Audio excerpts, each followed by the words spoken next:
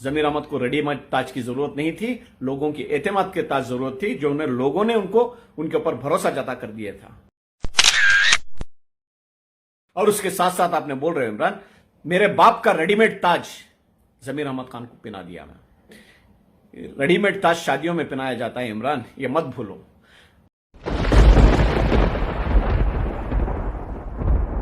बैंगलोर से जुड़ी सारी लेटेस्ट खबरों के लिए हमारे चैनल सेक्युलर टाइम्स को सब्सक्राइब करें और बेल आइकन दबाना ना भूलें।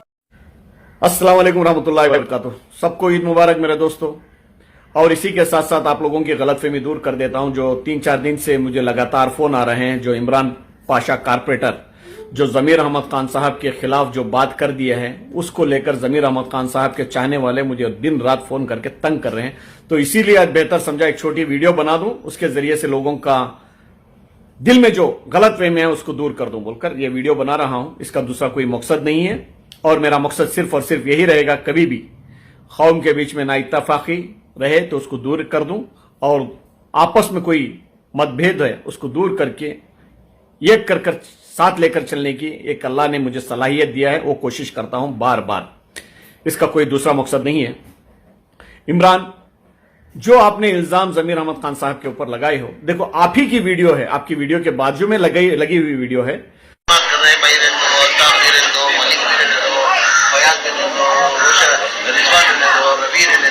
हम लोग खिदमत कर रहे हैं, बगैर फायदे के कोई खिदमत नहीं करता, कोई बगैर फायदे के करता है।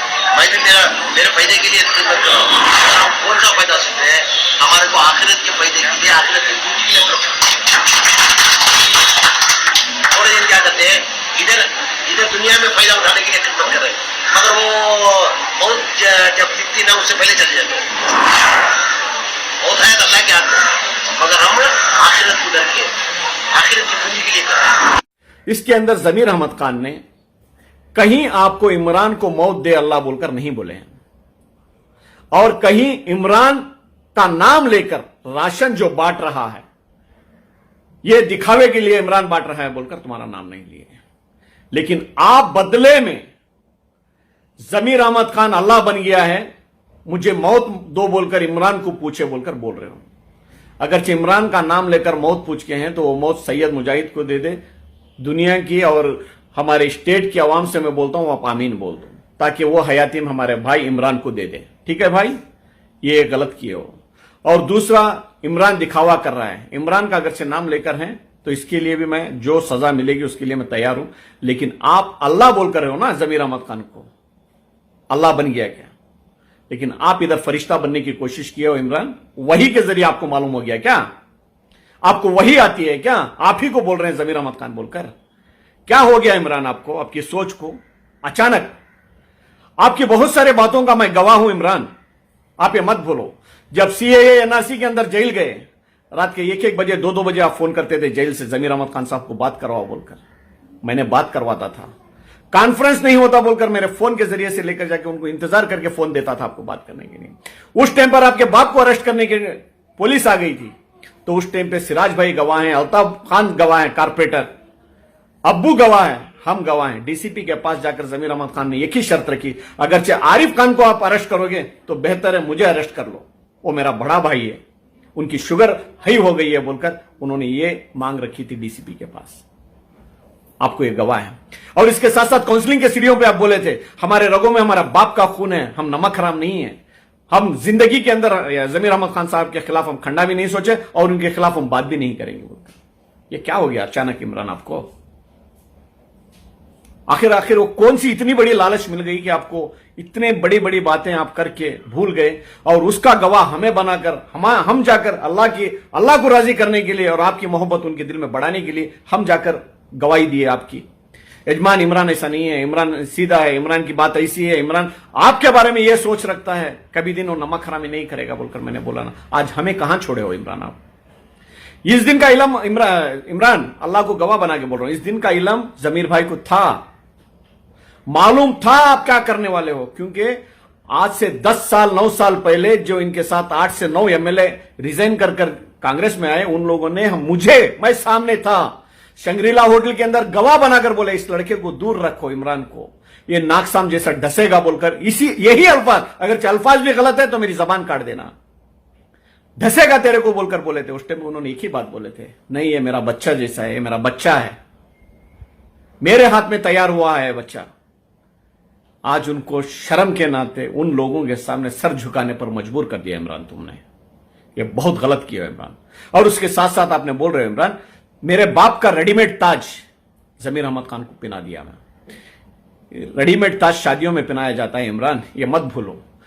अगरचे सियासी ताज पहनना है तो लोगों के बीच में जाकर लोगों का एतमाद जीतना है वोट के जरिए से, तब जाकर सरकार पिनाती है ताज, उसको बोलते हैं ताज, सरकारी ताज। अगरचे सरकारी ताज आपके डैड के मुकद्दर में होता, दुनिया की कोई ताकत रोक नहीं सकती थी।